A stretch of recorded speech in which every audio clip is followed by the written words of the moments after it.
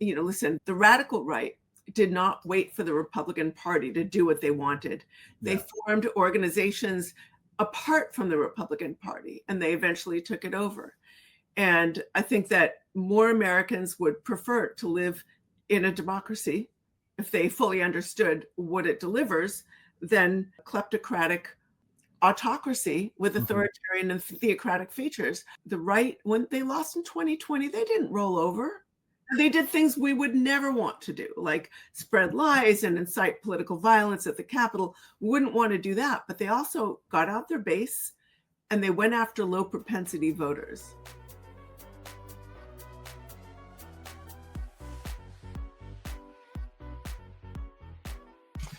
Hey folks, Michael Steele here. This is going to be a very special conversation today because it opens up some insights into narratives that we see playing out across the country, Trump administration, out of the Project 2025 sphere, some of the folks inside the various efforts to undermine our democracy and to establish a theocracy, a kleptocracy, an authoritarian regime, all of those pieces. So Katherine Stewart has been covering religious nationalism and the assault on American democracy for 16 years now. She is the author of the very important book, The Power Worshippers: Inside the Dangerous Rise of Religious Nationalism, the award-winning book upon which the documentary feature God and Country was produced by Rob Reiner and Michelle Reiner is based. Her 2012 book, The Good News Club, covered the religious right's effort to infiltrate and undermine public education. We see those storylines continuing to play out. And in her latest book, Money, Lies, and God: Inside the Movement to Destroy American Democracy, she lays out in greater detail the roles that are played by various groups within the anti-democratic movement, the funders, the thinkers, the sergeants, the infantry, and the power players. We get into what each of those groups represent and how they individually and collectively contribute to the overall anti-democratic movement that we see playing out. It's real-time conversation about real-time events. So you want to sit back, maybe grab an adult beverage or two, and enjoy this conversation with Katherine Stewart about the money, lies, and God that's playing out in our democracy right now. We'll get into it right after this quick break. Hey, everybody, welcome to the Michael Steele podcast. Look, it's crazy out there, and we're all kind of looking for anchors and trying to process what's happening. There are various aspects of this environment that we're in that I've tried to peel back the curtains on a little bit. We've talked about the culture, and then we'll be having more conversations on that. We've now opened the door into the sort of faith component, which I think is a very, very important part of this conversation, because I think it's more of a driver than some people may realize. And to help us kind of walk through that, I'm really excited to have Katherine Stewart with us today, because she has written some really strong stuff. You may remember her from her book, The Power Worshippers: Inside the Dangerous Rise of Religious Nationalism. Well, she's got a new one out, which we're going to get into, which dovetails obviously very nicely. And as we were talking before we started recording, the fact that she's got to have this conversation, and her new book, Money, Lies, and God: Inside the Movement to Destroy American Democracy, it is out now. We're going to get into it with Katherine Stewart. Welcome, Katherine. It's great to be in conversation with you. Thanks so much for having me. Oh, absolutely. Look, this, I asked you about, how the book was going, and you were kind of like, it's just frustrating that we actually have to have this conversation, in so many ways. So I want to actually go back before we get to this book, because in The Power Worshippers, the rise of religious nationalism is the scene setter for the unraveling of democracy. So connect the dots, if you would, from Power Worshippers to this new book about God, about the movement to destroy American democracy through money, lies, and God? Thank you. That's a great question. You know, this is a movement that has been exploiting religion for politics and power for quite some time. The movement is as strong as it is because of decades of investment in its infrastructure of the movement. It's a leadership-driven movement. And they promote this idea, an anti-democratic idea, frankly, the idea that the United States is founded not on any principles, the principles of equality and Hmm. pluralism and justice and rule of law, but on the idea of a specific religion and cultural heritage. It's the idea also that America is on the brink of an apocalypse because of the rise of equality and what they Hmm. call wokeness, which happens to be a bucket they throw anything into that they don't Right, right. know. The idea that anybody remotely to the left of them, including what they call rhinos or Republicans in name only. those are that they comprise the radical left. And they have this idea that democracy won't be able to solve the problems that we face. And so the rules really don't apply anymore. And what we need is a strong man, a sort of more authoritarian leader who's going to put himself above the law and break the rules, break the norms, is what we're seeing in our government now, and who's going to basically seize the reins of power and scrap the rules of law in favor of the iron fist. So it's sort of the idea that democracy, in the sense of a government as representative of the people Hmm. and respecting individual rights in a pluralistic society, the idea that this kind of government simply doesn't work. So you need to smash it up and create a more autocratic form of government. But wait a minute, wait a minute. Give it, I mean, does anybody read a history book? I mean, I know we have shortchanged public education in this country, but people can't be that damn dumb Well, to that's think why that there aren't enough examples in history to show that whenever you go to the guy who tells you, I alone can fix it, I'm your retribution, make me a dictator, but only for one day, that issue is going to work out well for anybody. Because all of those folks have ended up in not really good situations when the public finally realizes, oh, you're full of crap. It's true, but sometimes it takes a while. Listen, I think misinformation or disinformation is a massive problem, right? Right. We just have to acknowledge there's been a terrific amount of disinformation out there targeting the rank and file. And the fact of the matter is that this is a movement that exploits identity politics. They always accuse the left of playing identity politics, but to be honest, I think they play it harder. You're with us, you're against us. You're one of the pure or the impure. You're a kind of a true, proper American, one who believes correctly and more importantly, votes correctly.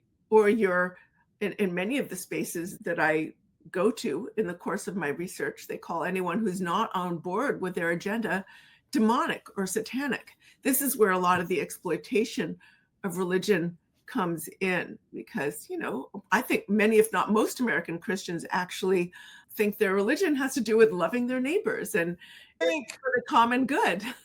I mean, But I look, my reading of scripture, I don't remember anywhere in which Christ said to the people in the community or his disciples that I alone can fix it.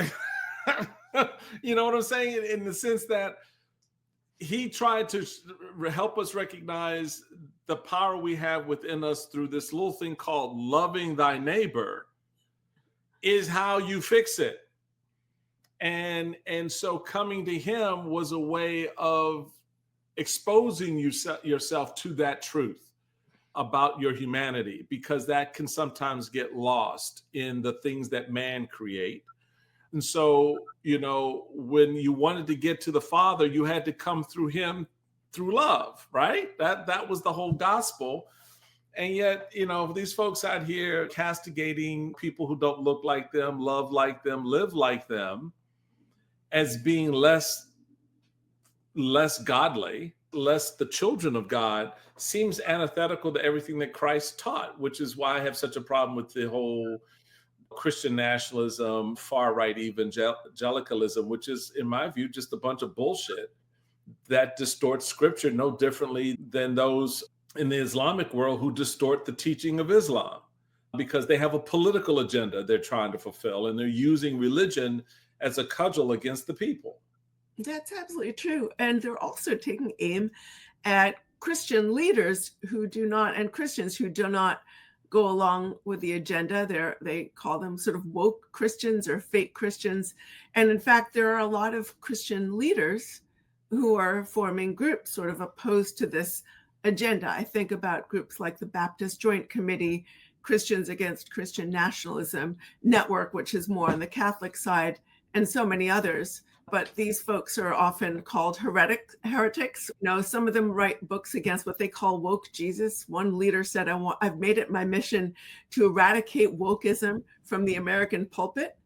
Well, yeah. I mean, I nearly fell out. No, actually, I did. I had to sit down when I read the article. I think it was in Newsweek that reported some evangelical preacher castigating Jesus as being too woke. And I'm like, oh, you mean the Beatitudes? I mean, when you've done for the least of these, you've done for me. I mean, that's where we come. So let's bring it to the book, Money, Lies, and God. How do Money, Lies, and God translate or play a role in the America's decline, democratic decline, in what you set out in the book? Right. Well, thanks. So money, of course, because money is a huge piece of the story. In the last decades, we've had huge concentrations of wealth accruing to those at the tippy top of the economic ladder. And that's destabilized the political system in some interesting ways. You have a lot of folks, sort of members of the rank and file, who feel like legitimately that life is harder for them. And they have, they look at their parents and they say, well, my dad could buy a house on a single salary. Mom could stay home when the kids were little. Things seemed to be easier for them. The public schools were functioning better, and why are things so much harder for me? The rights of the workforce have been eroded, and they have these legitimate grievances. And to be honest, it fosters mistrust in the system. It fosters mistrust in the whole idea that a democracy can work. And so they're more likely to put their faith in the guy who comes alone and says, I can fix it. So second, lies or conscious disinformation is another huge feature of this movement. The lies have to do, by the way, with the idea of waste in government. We're seeing this now. There's been this massive propaganda campaign about waste and fraud in government. So the Doge people are just trying to smash it all up. But, and of course there's waste in government and fraud and opportunities for improvement there, as there is in the private sector too.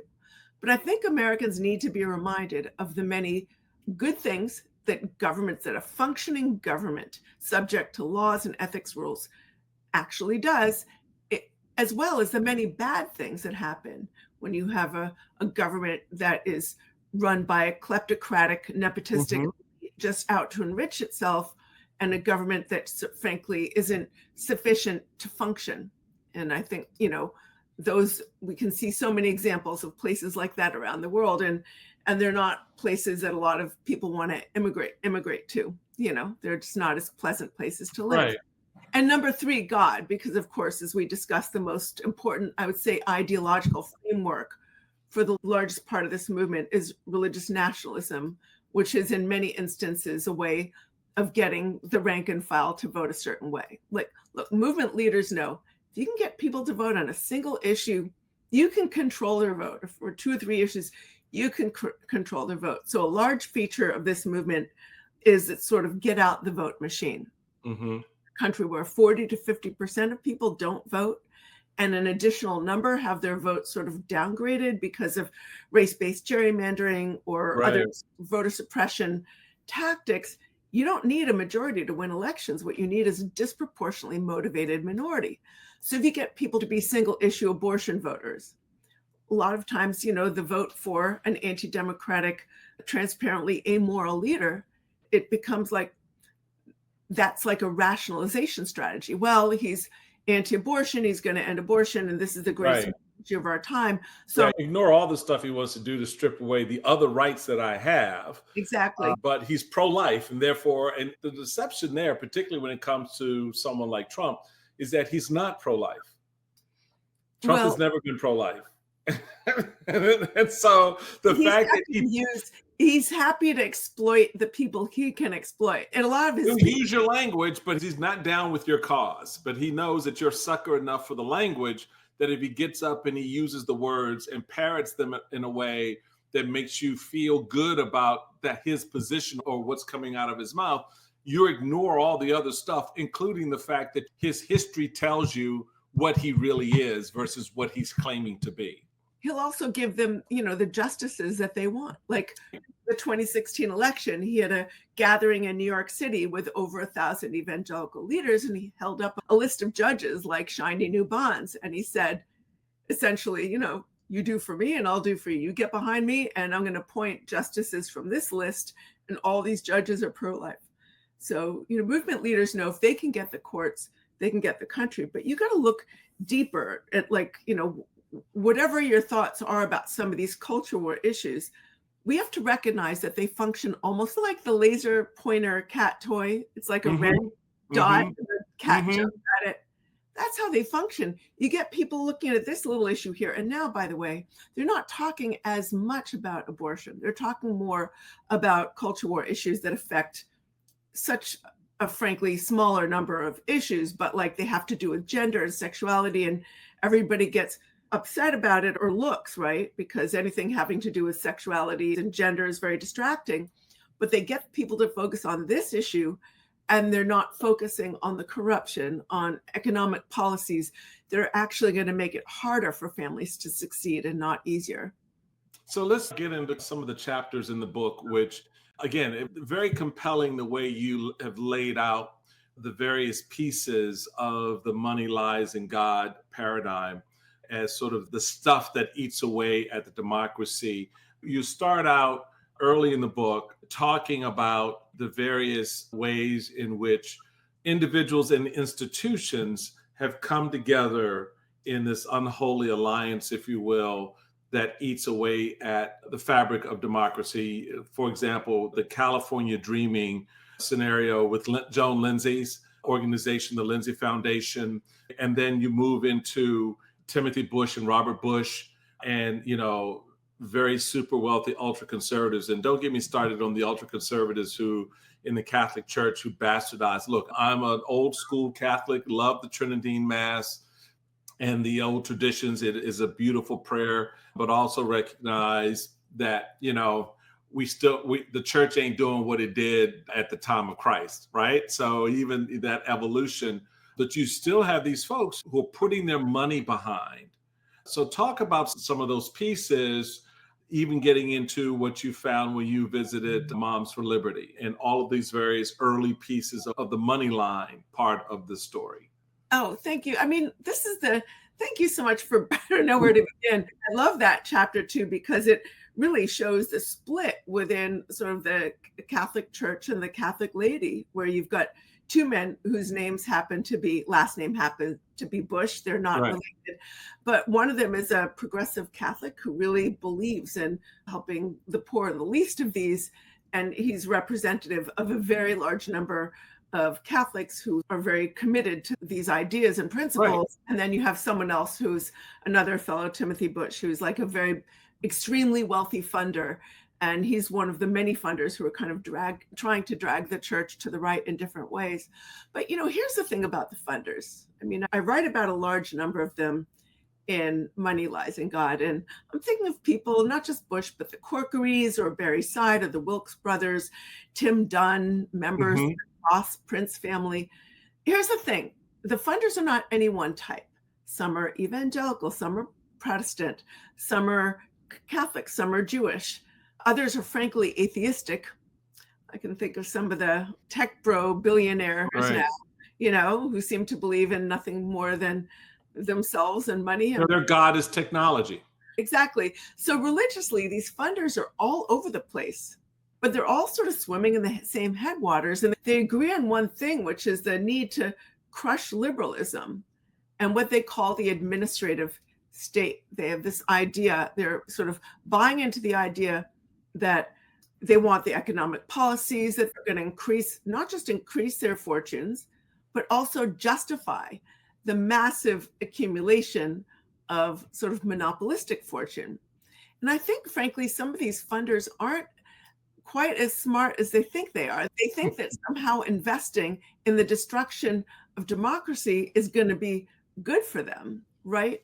But I mean, I think, do they not have children and grandchildren? Do they Yeah. have not paid attention what happens to autocracies? I think they're sort of, in some instances, making the same bad bet that leaders of sort of industrial leaders, in Nazi Germany made, thinking, well, we'll just get on the side of power. We'll ally ourselves with power and we'll be able to continue with our employment. They use the money to align with power to hijack the faith traditions, capital T, of these religious institutions, because it's, as we've seen, it's not just the Catholic Church, it is the Baptist Church, which has gone through all kinds of crazy over the last number of years. Religions are very split. I mean, religion in America is incredibly diverse.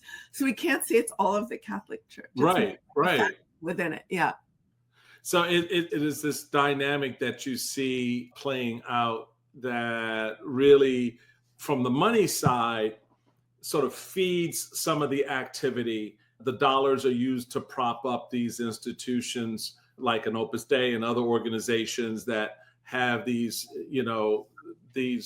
ideas about their faith that are not aligned necessarily with the way the church, the respective church, is moving, because societies evolve. You cannot be stuck in 16th century Roman Catholicism in a very pluralistic, diverse culture and society that has to keep in mind that evolution. The church rightly understands that and recognizes the value of certain traditions being timeless, right? But even in those instances, they try to incorporate them, update them to current practices. For example, the only constant is the tradition of the teaching, of that faith. But it is amazing how that gets warped and people reinterpret them in order to gain a political advantage, right? This is true. That's largely how it kind of plays itself out. And so it then finds itself metastasizing into lies, right? About what is and what isn't truth. And so that plays itself out on college campuses. It plays itself out in boards of education, where you go after things like CRT and books that you can't read now because your faith has now been warped to a point where you begin to believe the lies that a book about a young man or a young woman discovering their sexuality is somehow now an abomination against God, etc. So it becomes this really interesting dynamic that then the money kind of moves into the lies, because the end game is God. You're ultimately going to speak for God. You're ultimately going to reinterpret what God has taught us and is telling us. That's the through line, ultimately. Absolutely. I mean, a lot of these very wealthy people have invested in these massive disinformation or propaganda campaigns that want to make people afraid. They want people to think they're being victimized by a deep state or a woke elite. The idea that any opposition to the MAGA agenda is actually... Well, that's your chapter on smashing the administrative state, which is Project 2025 and all of the weapons that they want to use coming out of Heritage and the Claremont Review, et cetera. Yeah. I mean, in the book, I pay a lot of attention to a group I call the Thinkers. It's a group of intellectuals affiliated with a movement called the New Right, many of whom have come out of the Claremont Institute or are affiliated with the Claremont Institute and other think tanks like Heritage Foundation. If you look at Project 2025, I think it's a real, you can see the marriage between the religious right and the new right. Yeah. And, technically, I would say the intellectuals on the new right aren't quite what you'd call Christian nationalist, although some are. Like Russell Vogt is more, self-identifies as a Christian nationalist. And he's director of Trump's Office of Management and Budget and was a sort of architect, one of the architects of Project 2025. But other thinkers in this movement, frankly, seem really nihilistic. I mean, some draw inspiration from political theorists associated with the Nazis. I kid you not. They Yeah. seem almost more driven by campus politics or political conflicts than anything else. They're always criticizing elites, but they really want to be a new elite. And they really have played a really critical role in bringing funders together with, I would say, the rank and file of the Christian nationalist movement. So we're having a great conversation with Katherine Stewart. Her new book out, Money, Lies, and God. It's out now, Inside the Movement to Destroy American Democracy. When we come back, we've so far covered from the book the funders and a little bit of the thinkers. We want to get into the sergeants, the infantry, and the power players, because she's laid it out, folks. And it's amazing storylines when you see it, especially put together the way Katherine has in her new book, Money, Lies, and God. We're going to get more into it right after this. Welcome back, everybody, to the Michael Steele podcast. Katherine Stewart's got the new hit book out here, Money, Lies, and God. It is an incredible inside story about how these elements have come together to really reimagine the American experiment, democracy, in a not really good way. And when we left, we were having a conversation around the funders, the people who kind of put up the big dollars into a lot of these efforts that we're seeing play out in the Trump administration, the thinkers, the guys like Russell Vought, who, head of OMB now, and the role he played in the creation of Project 2025. Let's talk about the sergeants and the infantry and the power players. Who are in these categories of people and the roles that they play in this effort to undermine our democracy? Thank you. The infantry is this sort of rank and file that has to be persuaded to vote for the hyper-conservative, or I would say, frankly, radical candidates that the movement favors. I think the word conservative should no longer apply, because the destruction of democracy and its institutions is not remotely conservative. It's not a conservative project. It's a radical project. But this rank and file really has to be distinguished from the leadership cadre, and certainly from the political pastors and national activists, groups that I call the sergeants and the power players, who are really driving the agenda.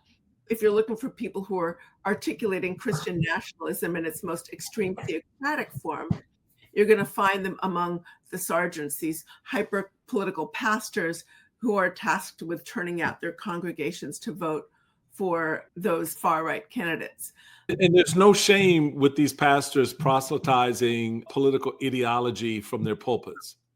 No, and frankly, I've been to these pastor gatherings. So a lot of these pastors are drawn into networks like Watchmen on the Wall and Faith Wins and Church United, and some pastor networks targeting specific populations. Like there are special Hispanic pastor networks now. If you look at the reason for the shift, the sort of pretty dramatic shift in the Latino vote between 2016 and 2024, I think a large piece of that is due to the pastor networks targeting, some of them targeting Latino pastors specifically, and others just sort of drawing pastors of all sort of ethnic backgrounds into these networks.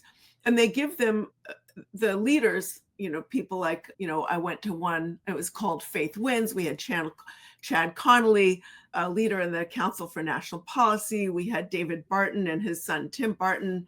These are sort of myth makers of the movement. They sort of have crafted this idea that pastors need to be politically engaged. They need to turn out their congregations to vote, and they give them sort of mythological version of American history that's highly partisan to get them to do this. And, a lot of these pastors, honestly, Michael, I've met these, they're not bad. A lot of them are really lovely people. One pastor, I remember, they're at this gathering and they're distributing these materials that are supposedly being taught in public schools.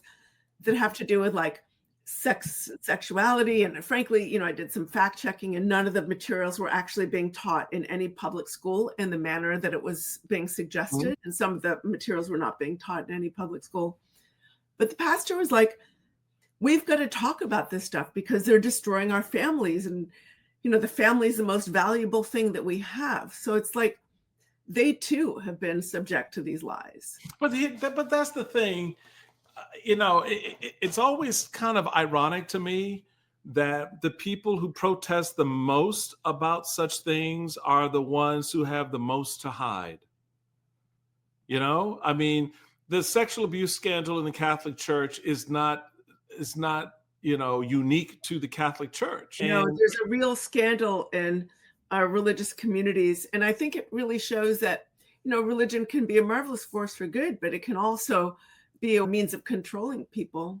And, there are a lot of people who are simply not, you know, walking the walk. right, they're not walking that walk that Yeah. they're talking out there, and so it is amazing to me that people can have such an absolutist response to all of this. Some of these pastors are like, so what do you do with your gay child? I guess you kind of put them off to a place where you try to get them ungay. You send them off to some camp, some summer camp, thinking that that's going to fix it. Or what about the pastor that's secretly beating his wife or his children? What about the family that is dealing with members who are in crime syndicates and behaving in criminal way? I mean, in other words, we're all humans. And this is the thing that drives me nuts with certain pastors on this hard right Christian, and I'll throw the word white in, sort of nationalism. It is so disconnected from the gospel, because the one thing Christ recognized out of the gate was y'all messed up. Y'all got issues. Abuse of power. Abuse Yes. of power. Abuse of power. I mean, that was why he went off against the Sadducees and the Pharisees and the people who held the traditions of the Torah over the Jews in such a way that you couldn't have this, do this on that day, and you can't be in this space at that time. I mean, Christ is like, but do you love each other? I know you can't eat pork, but do you love your fellow man and woman? The woman at the well, the woman who's about to be stoned, in each moment, Christ is like, okay, y'all who don't have sin, y'all go ahead and do it. Do it, right? And everybody kind of put down the rocks and walk away, because then you realize your humanity. You are not in a position to judge. And yet these people sit in judgment over our lives and use that frailty, that humanity against us. Yeah, listen, it's very authoritarian, it's a very authoritarian movement. And, this idea that you really can't question those who say, we're in a war against demonic forces, and therefore we need to smash up our democracy and simply destroy it. And you get a lot of the people, the sort of power players, who are the sort of leaders of the organizations, the key organizations of the religious right, and the sort of movement leaders who are, listen, we don't know what's in people's hearts, right? We don't know to what degree they are simply after power for themselves, or to what degree they actually believe in what they're saying. I think, but two things can be true at once. Like in this movement, the folks in it really operate within an information bubble. They're saying the stuff that they're hearing all day long. They're repeating it back to one another.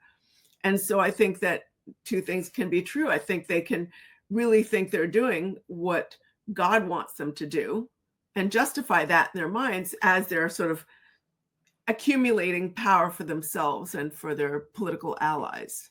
What is it about the desperation of individuals and mankind, as you look at the arc of history, that allows the emergence of power players and funders to create an infantry, to put in place sergeants, and all of that is justified and solidified by the thinkers, the so-called smart people? When we think about, all the people who have all these degrees, are the ones who institutions. I know.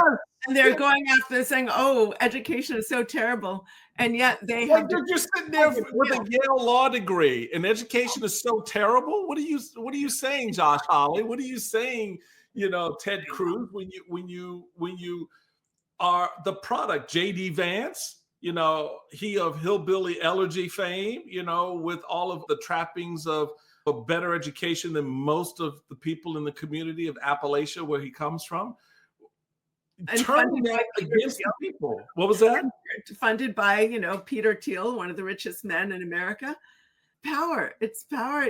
People want it, and it corrupts absolutely. It's really tragic that these folks are really trying to destroy the democracy that has, for all of its imperfections, beautiful ideals. It has served as the engine of economic prosperity. It's, obviously imperfectly, but ensured a certain kind of post-war stability, nuclear non-proliferation in many regards. We've had alliances that have been very fruitful. But, here's the thing about like the attack on education. Movement leaders understand that an educated populace is antithetical to their aims. They see the truth as their enemy. Well, that's an understatement, given what we've been through with Trump and his lies for the last 10 years. It really kind of levels up for folks that there's still a higher degree of gullibility to a lot of the lies.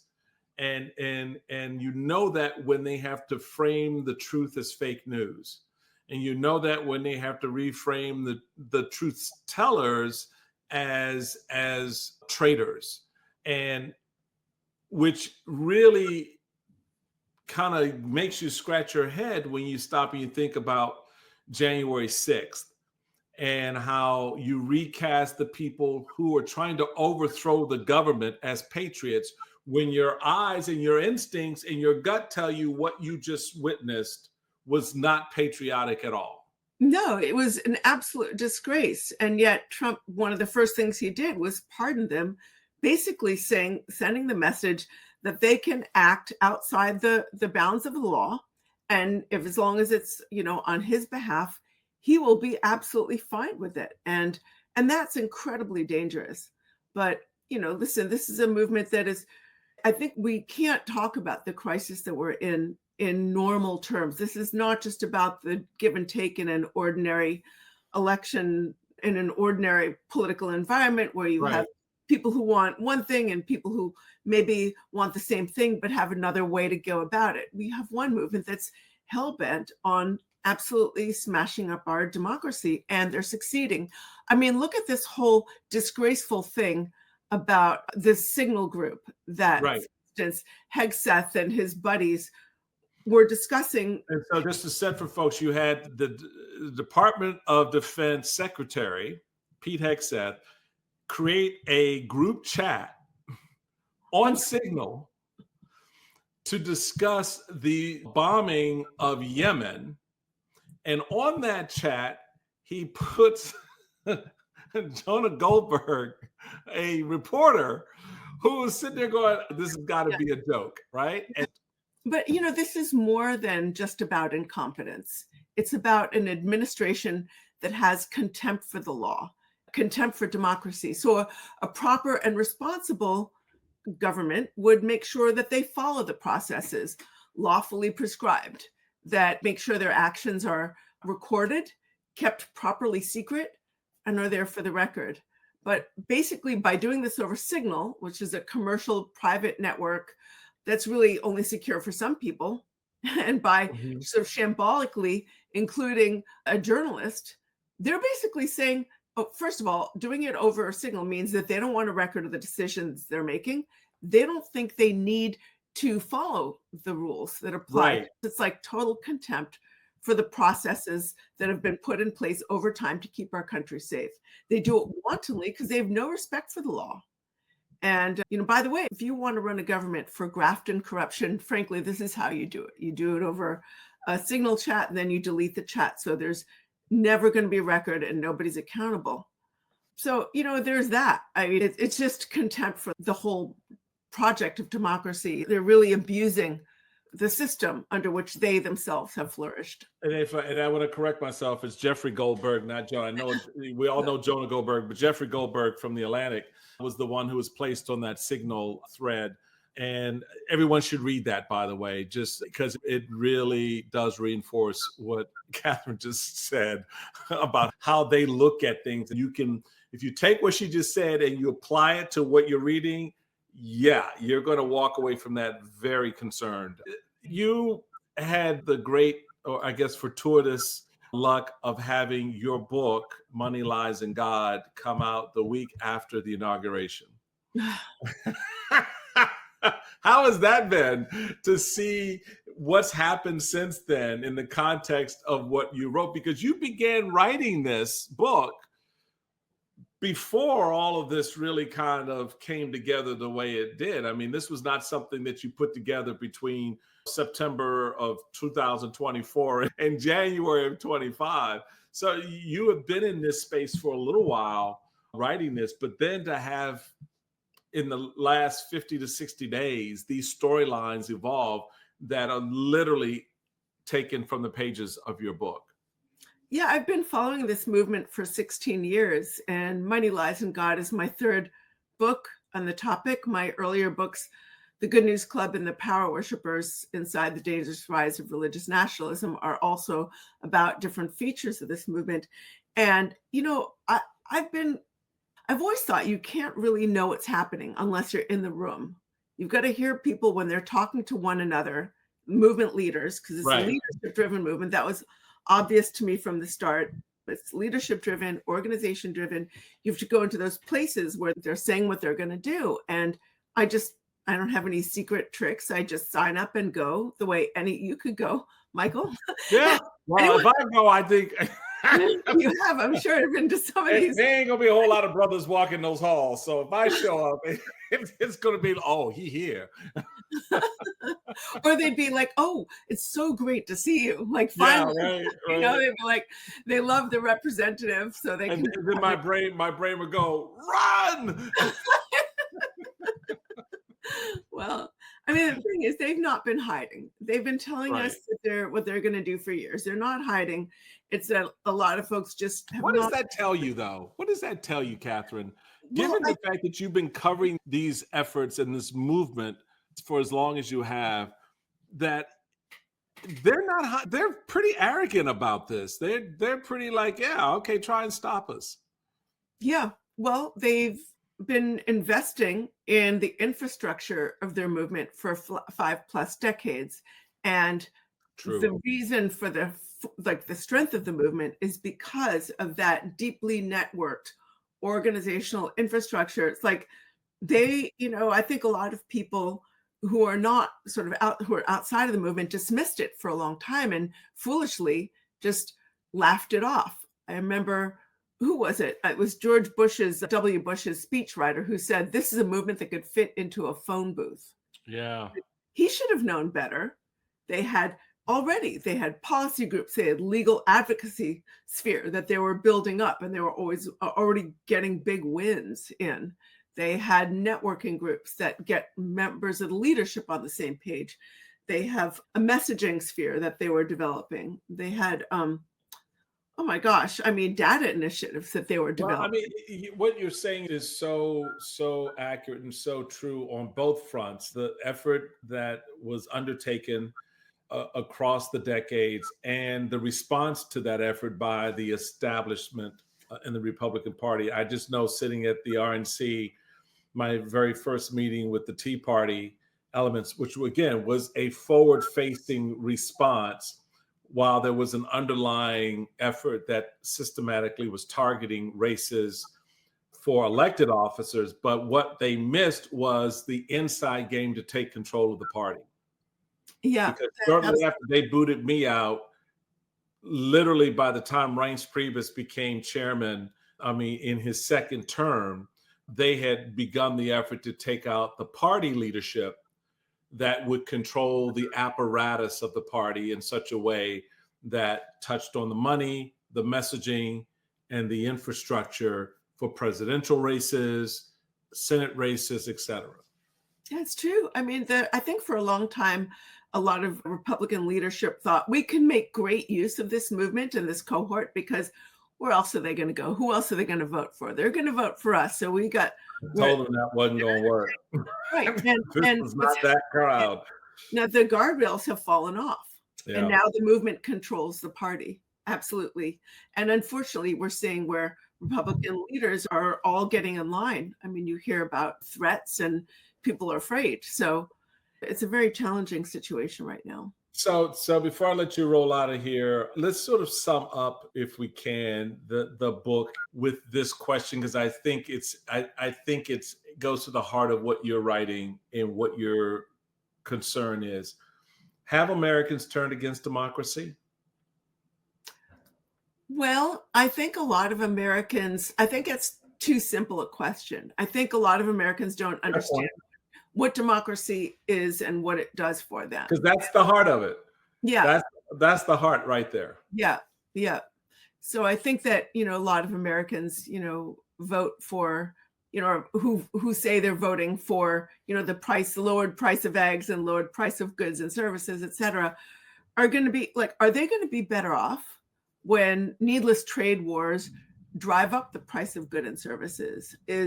Are they going to be better off when family planning becomes so much more difficult so they can't make the most impactful and intimate decisions about their families? Are they going to be better off when rights for the workforce are eroded and even more money accrues to the tippy top of the economic ladder and further sort of thins out Middle class. the Yeah. middle class? Are they going to Yeah. be better then? Are they going to be better when we've been abandoned by our closest overseas alliances? Are they going to be better off when their public schools are shuttered or degraded even further? I think that we do have an opportunity in these moments to say to people, here are the people doing this to you, and here are these other folks who are fighting for you. But we have to help people understand the benefit, when Social Security gets decimated, when Medicare gets decimated, when people who are in this country legally and have families and are hard workers, when they're deported for, I don't know, when, the deportations we're starting to see are not. Right. There was one guy, MAGA supporter, whose wife was deported and he was just kind of shocked. I mean, things like this are going to happen. So, or when industries are decimated because there's people who actually work in those industries, the agriculture industries, for instance, Mm-hmm. Mm-hmm. when those, or construction industries, when those industries are decimated. We just really have an opportunity to try and communicate to people what a functioning democracy governed by rules, law. Who does that though? Who does that? Because the people you would expect to do it, either if they're Democratic members of Congress, they have no clue how to do it. They clearly show they can't message themselves out of the open end of a can. And Republicans don't give a damn anymore. In fact, they're embracing this totalitarian, authoritarian, Hungarian kind of meme based government because for them, it's about the power. It's not about anything else other than having the power and owning the libs, whoever that happens to be. I think ordinary American citizens, listen, the radical right did not wait for the Republican Party to do what they wanted. They formed organizations apart from the Republican Party, and they eventually took it over. And I think that more Americans would prefer to live in a democracy if they fully understood what it delivers than a kleptocratic autocracy with authoritarian and theocratic features. So I think that I think it really starts with helping people understand what's at stake. We all have spheres of influence. We all have the ability to communicate to our friends, to our faith communities, if we have them, to school communities, if we're part of them, and to people in our circles. I think that, there's no substitute for the vote. The right, when, they lost in 2020, they didn't roll over and suck their thumbs. Right.